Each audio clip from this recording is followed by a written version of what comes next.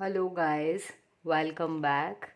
आज की वीडियो में हम बात करने वाले हैं कंप्यूटर नेटवर्किंग के एक टॉपिक साइक्लिक रिडंडेंसी चेक के बारे में। तो ये टेक्निक जो है ये हम एरर को डिटेक्ट करने के लिए यूज़ करते हैं। ठीक है, तो हम देख लेते हैं फटाफट से इसको कि क्या होती है ये। तो ये एक एरर डिटेक्शन टेक्निक है, CRC शॉर्ट में कहते हैं। इसका फुल फॉर्म है साइक्लिक रिडंडेंसी चेक। अब क्या होता है, जब भी हमें CRC की बात शुरू करते हैं हम, तो हमें उसमें एक जनरेटर पोलिनोमियल प्रोवाइड किया जाता है क्वेश्चन में ही। अब ये जो जनरेटर पोलिनोमियल है, तो ये जैसे हमारे मैथ्स की इक्वेशंस होती है उस फॉर्म में हमें दिया जाता है। इसमें से हम अपना की जो रहती है उस की को डिराइव करते हैं। तो वो कैसे करते हैं देखते हैं।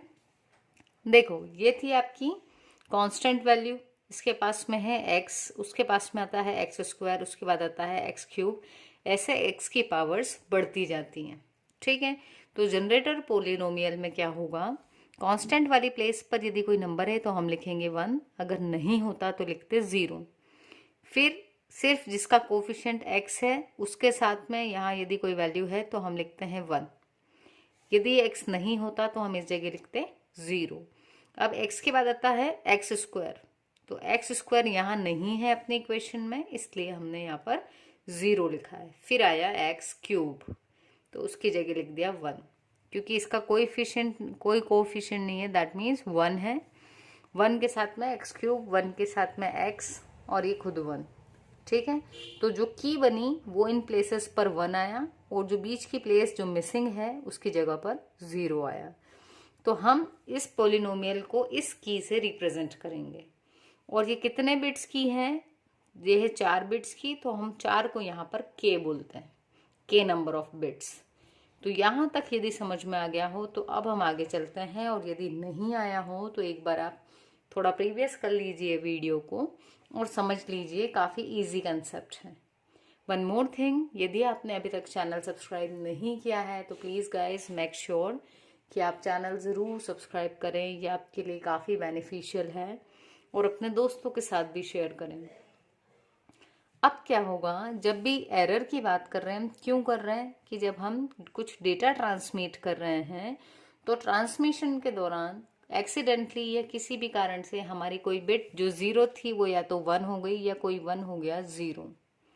ठीक है, तो इसका मतलब क्या है कि सेंडर साइड से जाते हुए भी कोई एरर आ सकती है, या रिसीवर पर पहुंचने से पहले, या रिसीवर साइड पे भी कुछ एरर आ सकती हैं। तो इस केस में CRC में दोनों साइड वालों को अपना काम करना है। कैसे करेंगे, तो जो सेंडर साइड है वो क्या करेगा, उसकी जो भी उसका जो डेटा है उस डेटा के बाद में वो K-1, मतलब जितनी भी की आपको दे रखी है, तो यहाँ यदि 4 है तो 4-1 यानी 3, तो उतने जीरोस वो अपेंड कर देगा। अभी हम इसका एक एग्जाम्पल देखेंगे और उससे आपको बहुत अच्छे से चीज़ें समझ में आ जाएंगी। तो एक्चुअल डेटा में जीरोस ऐड करना है लास्ट में, और वो जीरो का काउंट कितना होगा, की में जितने नंबर ऑफ बिट्स है उससे एक कम। उसके बाद क्या करना है, यहाँ जो आपने 0 अपेंड कर दिया, अब जो पूरी बिट्स की बन गई आपके पास, उसको मॉड्यूलो 2 से हम डिवाइड करेंगे। तो जो आपका डेटा बन गया उस डेटा को इस की से डिवाइड करना है, और जो मेथड यूज होगी वो कौन सी है, मॉड्यूलो 2, या हम कहें एक्सोरिंग करना है। ठीक, उसके बाद क्या करना है, उसके बाद आपने जब डिवाइड कर दिया तो एंड में जो भी रिमाइंडर बचता है वो रिमाइंडर आप क्या करेंगे, वो जो हमने एक्स्ट्रा 0 जोड़े थे उन 0 को हटा के वो रिमाइंडर उस प्लेस पे रख देना है। कहाँ पर, ये सब कुछ काम, तीनों काम किस साइड होंगे, सेंडर के साइड पर। अब जब इन्होंने ऐसा कंप्लीटली कर दिया तो वो जो आपका डेटा बन गया वो बन गया एनकोडेड डेटा। अब उस एनकोडेड डेटा को जब हम ट्रांसमिट कर देंगे तो अब काम किसका आ गया, अब काम आ गया रिसीवर का। रिसीवर साइड पे क्या होगा, इसको जो भी डेटा मिला वो तो मिलेगा ही, प्लस उसको ये की भी दी जाएगी साथ में। अब ये की से उस डेटा को डिवाइड करेगा, और यदि डिवीजन का रिजल्ट आ जाता है 0 तो इसका मतलब है कि कोई एरर नहीं है, और यदि रिजल्ट में 0 नहीं आया इसका मतलब है कि एरर है। तो हम फटाफट से देख लेते हैं इसका एक एग्जाम्पल।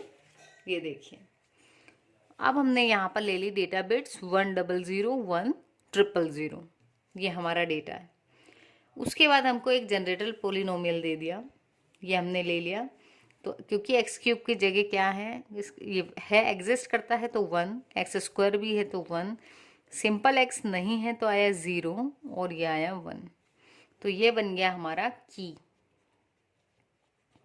अब इस की में भी कितनी बिट्स हैं, टोटल नंबर ऑफ बिट्स हैं 4 बिट्स।